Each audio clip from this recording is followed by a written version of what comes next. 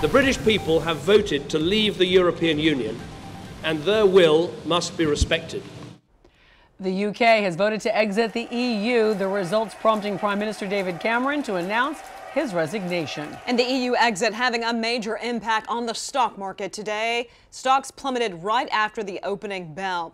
And political leaders around the world are also reacting to the news, including those in the race for the White House. And we do have team coverage, of course, for you on this vote. Local 10 News reporter Amy Viteri is in our newsroom with how the vote is impacting the stock market right now. And our Local 10 senior political reporter Michael Putney is in Videoport. He has reaction from the presidential candidates. Let's get things started, though, with Amy. Well, Christy, right now there is an international spotlight on world markets from right here in the U.S. to China, Germany, and especially Great Britain. Economists are bracing themselves for panic over this referendum vote that could impact your financial savings. Now, of course, this morning, that decision there, a huge decision by the people of the United Kingdom, an overwhelming 17 million UK voters deciding to exit the European Union. That referendum showed Britain to be sharply divided. Those supporting the exit angry mainly about immigration and control of borders, and as you mentioned, the consequences from the secession right now being felt here in the United States. American 401k investments, retirement savings could all be at risk, especially for those who plan to retire here in the near future. And then this morning, the bombshell, Prime Minister David Cameron deciding he will resign, saying he is no longer the man to lead the United Kingdom. We not only have a parliamentary democracy, but on questions about the arrangements for how we're governed, there are times when it is right to ask the people themselves, and that is what we have done. The British people have voted to leave the European Union, and their will must be respected. And we want to give you to a look at the stock market right now. Look at all of that red. The Dow Jones down just over 450 points. The NASDAQ down 151 points. The S&P 500 down just over 55 points. And if you're wondering, the United Kingdom will be the first major European country to leave the Union since it joined some 48 years ago. As for a timeline, it will take at least 2 years for the UK to negotiate its separation from the European Union. Christy. Big news there. All right, thanks, Amy. And Pope Francis has spoken out about the vote, saying the decision places, and I'm quoting here, a great responsibility on all of us to guarantee the well-being of the people of the United Kingdom. Let's continue now our team coverage with our Local 10 senior political reporter, Michael Putney. Yeah, he's live in Videoport with political reaction. Constance and Christie, this Brexit vote is causing a political upheaval as well as an economic one. President Obama this morning tried to put a happy face. He tried to spin it in a positive way.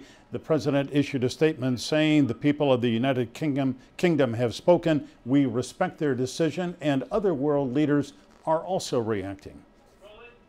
Speaking from Scotland, where he owns a golf course, Donald Trump praised the Brexit vote results, though Scotland actually chose to remain in the EU. Trump says voters in America might follow the UK's lead. I think people really see a big parallel. A lot of people are talking about that, and not only the United States, but other countries.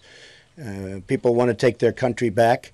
They want to have independence in a sense. The parallels are strong. Economic frustrations, particularly among working-class voters in the UK, and the influx of immigrants from the EU and refugees from Syria inspiring anger and this protest vote. Just 2 days ago on Fox Business, Trump was asked about Brexit. I don't think anybody should listen to me because I haven't really focused on it very much.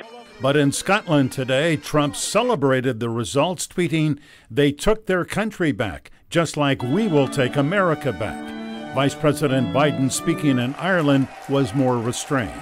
I must say we had looked for a different outcome. We preferred a different outcome. Meanwhile, Hillary Clinton's Brexit statement took a shot at Trump. She said this time of uncertainty only underscores the need for calm, steady, experienced leadership in the White House to protect Americans' pocketbooks and livelihoods. But that doesn't deter British voters from supporting Brexit. Winston Churchill would be proud of us. He'd be up there now looking down at us. Well done, Great Britain. Well done. The takeaway for the U.S. from the Brexit vote probably is that nationalism, tribalism, populism are all on the rise in the UK, Western Europe, and here in the United States, and that probably is good news for Donald Trump. In the video report, Michael Putney, Local 10 News. All right, Michael, thanks so much. And the Brexit vote is the top story, as you might imagine, all across the world. Check out the tabloids, the Daily Mirror proclaiming we're out. And the Sun writing this, see EU later. The headline writers obviously kind of ready for this big story to happen. And be sure, of course, to stay with Local 10 on air and online for continuing coverage of the EU exit. Coming up in the next block of news, we're going to break down what this vote means for the U.S. economy.